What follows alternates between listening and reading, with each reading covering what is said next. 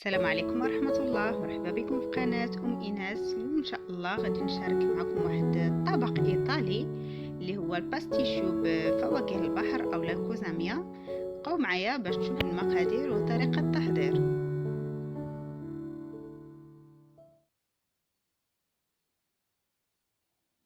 بالنسبة للمقادير عندي هنايا واحد 3 ديال الحبات ديال البطاطا مقطعين هكا فريت.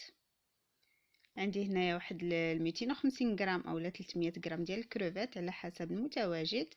عندي هنا واحد الكميه ديال الكالامار مقطع حتى هو هكا قطع رقيقه، وعندي السيبيه قطعتها حتى هي قطع رقيقه بزاف كما راكم تلاحظوا. عندي هنايا الصلصه ديال المحار اولا لاصوص تاع ليمون. عندي هنا 200 مليلتر ديال الكريمه ديال الطبخ اولا كريم فريش ديال الطياب. عندي نص يطرو ديال الحليب. عندي 2 معالق كبار ديال الفرينه. وعندي واحد 2 حبات نتاع الفرماج مثلث هكا. وعندي واحد ضامه ديال البنه ديال الحوت.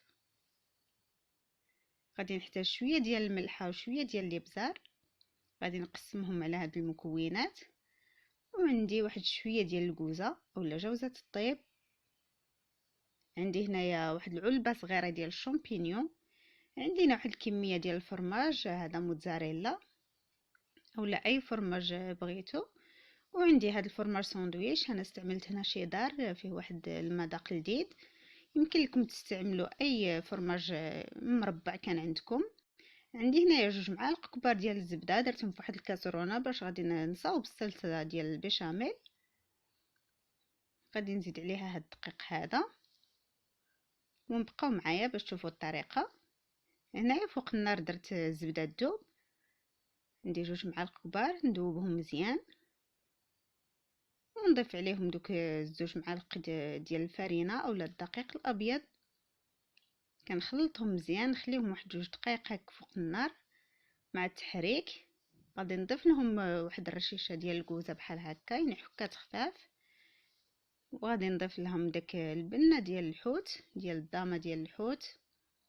واحد شويه ديال الابزار اولا الفلفله الكحله ولا السودانيه كل واحد كيفاش يسميها. غادي نضيف داك الحليب ونخلط مزيان مزيان حتى كتبقى تقالي الكريمه بحال هكا اولا لاصوص الصلصه ديال البيشاميل. غادي نضيف لها 2 مثلثات ديال الجبن. يمكن لكم تضيفوا كيري المربع على حسب المتواجد عندكم في الدار. كنحرك مزيان مزيان حتى يذوبوا. وهنا ملي ذابوا غادي نضيف ديك الكريمه ديال الطبخ تقريبا واحد الكاس ديال العنبه.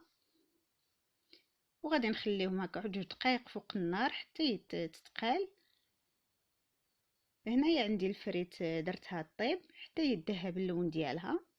وغادي نديرها في واحد الطبق اللي يكون فيه الورق النشاف باش يتشرب لي داك الزيت الزائد. هنا في واحد المقله درت شويه ديال الزيت وضفت لها السيبيه وضفت لها شويه ديال الابزار ورشيشه ديال الملحه ما تكتروش بزاف وواحد النص ديال الضرس ديال الثومه. ونبقى نحرك هكا فوق النار تقريبا واحد 5 ديال الدقائق مع التحريك المستمر حتى كنحس بديك السيبيه طابت ونحيدها. وفي نفس المقله غادي نضيف الكالامار. الا كان خصكم شويه الزيت ضيفوا شويه.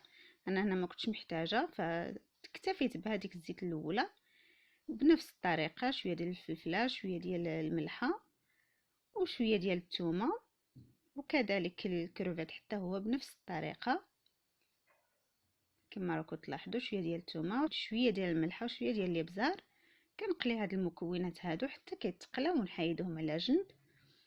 هنايا ضفت واحد شويه ديال الزيت باش نشحر الشامبينيون درت له غير شويه الابزار شويه ديال الملحه ما درتلوش الثومه. كما راكم تلاحظوا هنا المكونات من بعد ما طابوا غادي ندوزو باش نعمروا هاد الطويجنات هادو. كما راكم تلاحظوا دايرين بحال هكا كيديروا فيهم هكا الباستيشيو او الشماليين كيديروا فيهم البصاره. راه متواجدين اليوم في الاسواق بكثره كاينين كيكونوا هكا الصغيورين اولا الكبار. انا عندي هادو صغيورين. درت 4 ديال الاطباق والكميه دائما كتختلف على حسب عدد الاشخاص. كندير شويه من الصلصه هكا في القاع ديال الطويجنات، كنضيف شويه الفريت، وكنضيف هكا المكونات بالترتيب كما راكم تلاحظوا. كندير شويه ديال الكالامار والسيبيا، وكنضيف الكروفات هكا والشامبينيون من الفوق.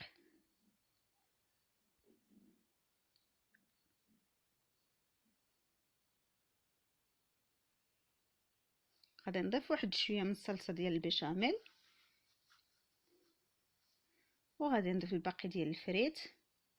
هنا كنتو تبغيو الفريت كثيره فتزيدوا شويه ديال البطاطا من الفوق. كنديروا شويه من ديك الصلصه ديال الليمون غير هكا خطوط، ما كتروش بها. وغادي نجيب داك الفرماج ساندويش اولا شيدار، راه كاين اليوم في الاسواق متواجد. كنديروا هكا فوقهم كما قلت لكم. يمكن لكم تستعملوا حتى الفرماج ديال الساندويش العادي الابيض الا ما كانش متواجد هذا الشيدار هذا. كندير من فوق شويه ديال الصلصه ديال البيشاميل،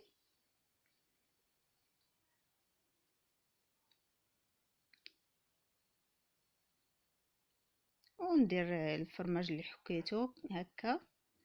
يمكن لكم تستعملوا اي جبن بغيتو، سواء الجوده ولا يمونطال، المهم اللي كان عندكم، مادام اي نوع ديال الفرماج. غادي ندير قطع ديال الحوت هكا من الفوق، كاع الانواع كندير منهم شويه شويه هكا للتزيين فقط.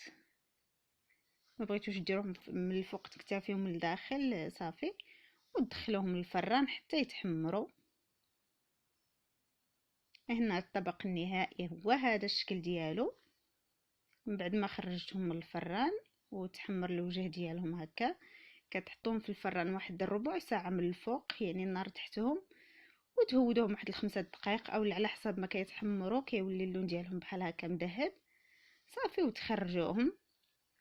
هنا غادي نفتح معكم وحده باش تشوفوا الشكل ديالو بحال هكا. الصراحه راه الطبق كيجي لذيذ بزاف، نتمنى تجربوه.